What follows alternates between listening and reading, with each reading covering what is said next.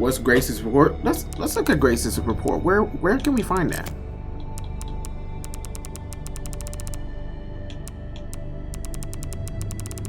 Where is her report?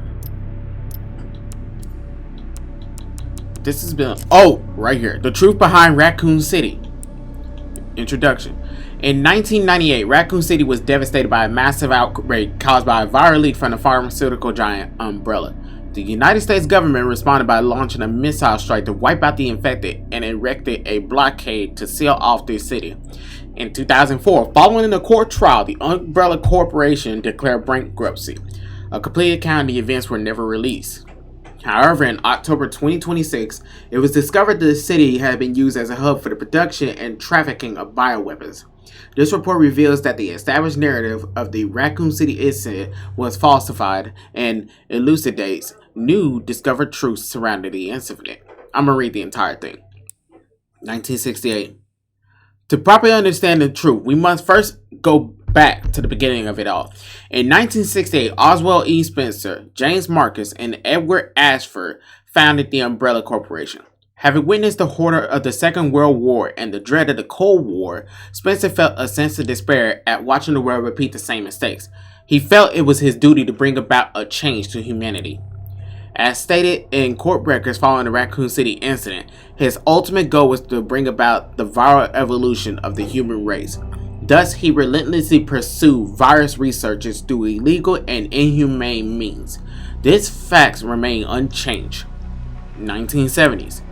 From the very beginning of Umbrella, the company faces rapid changes and intense internal strife. Most notably, the sharp ideology divided between Spencer and Marcus. According to court records, this conflict was cited as the primary factor leading to the unusual development which follows. In 1978, James Marcus developed the T-virus, which would go on to become the cause of the subsequent outbreak. 1980s. This is a crucial period for understanding the basis of what caused the incident and the truth behind the entire case. Spencer's influence in ARC's establishment. Spencer used internal politics to have Marcus demoted, absorbing T-virus research into a facility under his own control. From then on, Umbrella began to actively research and develop bioweapons under Spencer's leadership.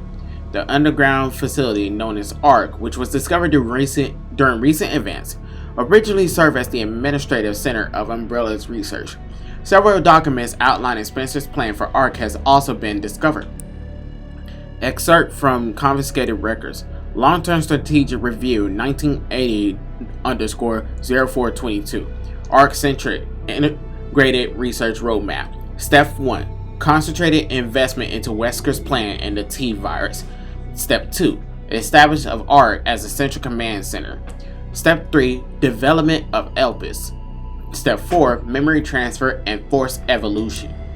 This is the first recorded instance of a significant keyword, ELPIS. The connection's involvement. The following documents regarding Marcus' involvements were also discovered.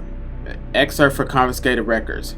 Receipts of donation 1986_0138. Recipient James Marcus. Sender F Foundation in the amount of $30 million. This document shows a suspicious flow of funds being channeled to Marcus. Past FBI investigations revealed that the source of the funds, the F Foundation, was just one of the puppet organization of the Connections. The F Foundation no longer exists. The Connection is a criminal organization that various government agencies have been sounding the alarm against for years. This illicit group is at the heart of all this. Evidence suggests that the Connection saw involvement with Umbrella's central operations. Additional documents belonging to the protege of Marcus, Brandon Bailey, has been uncovered. Excerpt from confiscated records. Telegraph log 1988_0996. Sender Brandon Bailey. Recipient F Foundation. Preparations are complete. I think it's time they made contact with me directly, don't you? I await a response. This indicates that Bailey took over correspondence with the Connections, succeeding Marcus. Bailey was rumored to be the founder of the Connections, but he may have only been a small cog in a larger machine. We now believe the Connections had had deep roots in the criminal underworld since before the 1980s. Much about the Connections remain unknown.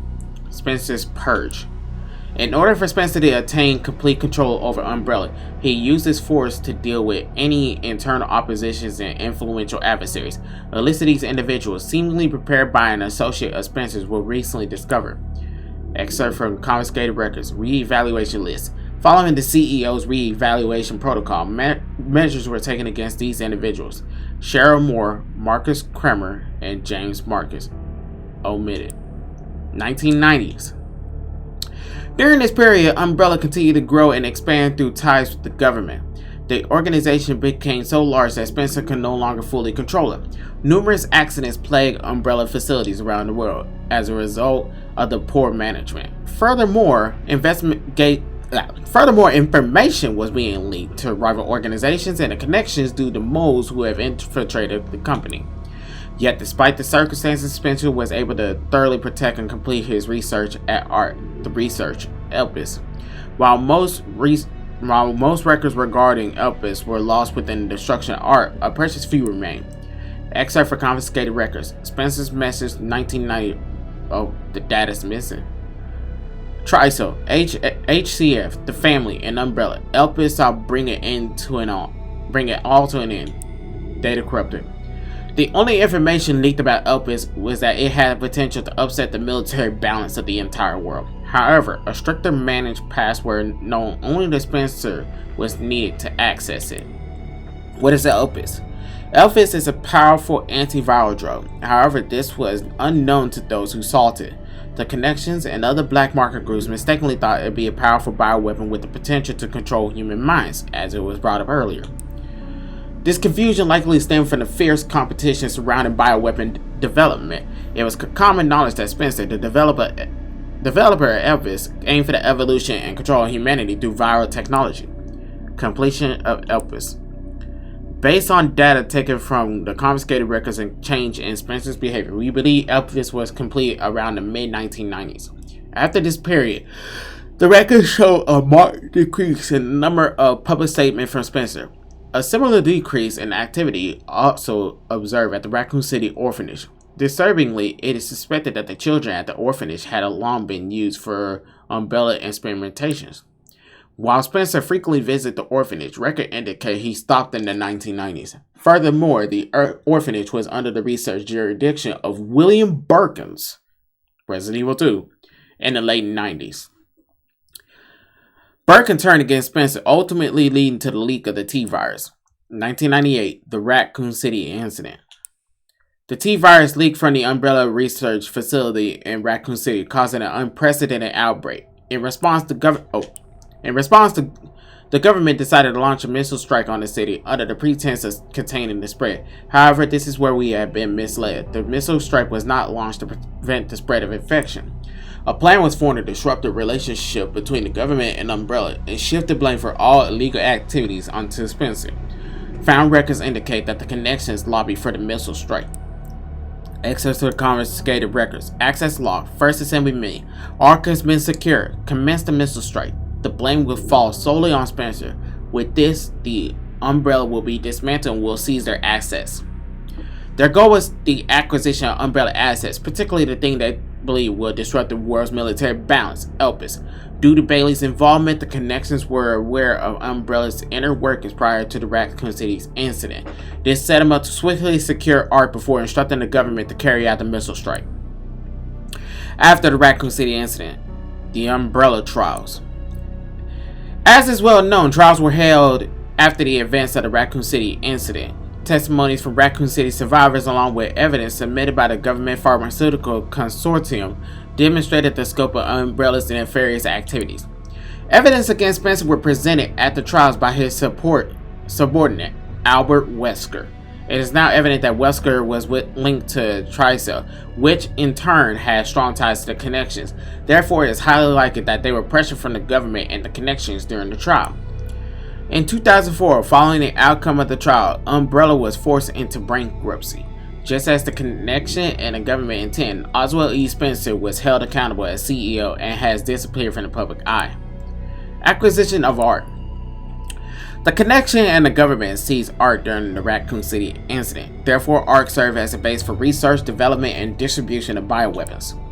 Documents believed to be transaction lists has also been seized. These lists Umbrella's competitors, along with organizations that were previously found guilty of illegal activity. Unfortunately, most evidence was lost with the collapse of ARC. Recovery effort continued, but success is unlikely.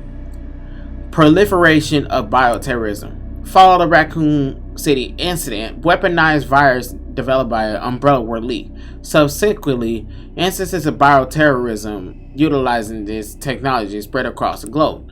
In 2013, President Adam Benford was assassinated in a bioterrorist attack.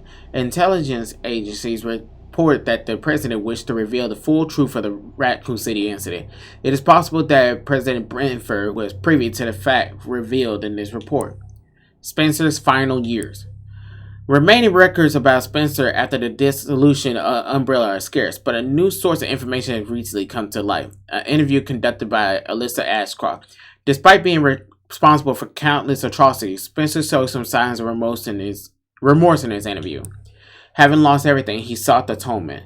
While Elpis is a powerful instrument that can be rendered via weapon inert, it also has the potential as a panacea to be used for good. It is possible that Spencer's true motivation behind Elpis were peace and redemption. So it's like we were literally going to decide the fate of the world. While he remained obsessed with the evolution of humanity throughout his later years, most testimonies describe him as nothing but a senile old man. Spencer died in 2006 at his secluded estate. His true intentions behind developing Elpis will forever remain unknown. In conclusion, as we can see from the records, the Umbrella Corporation liquidation was intentionally orchestrated by the connections in the U.S. government. Furthermore, they were involved in illegal development and trafficking of bioweapon in Raccoon City. The extent to which past and present governments were involved required further investigation. Much about the connections remains shrouded in mystery, and most records of their involvements were destroyed alongside ARC. Countless lives have been lost. As government officials, we have a duty to pursue the truth. If anything, finding it will finally offer some closure to everyone who fell victim to this heinous action. By yours truly, FBI intelligence analyst Grace Ashcroft.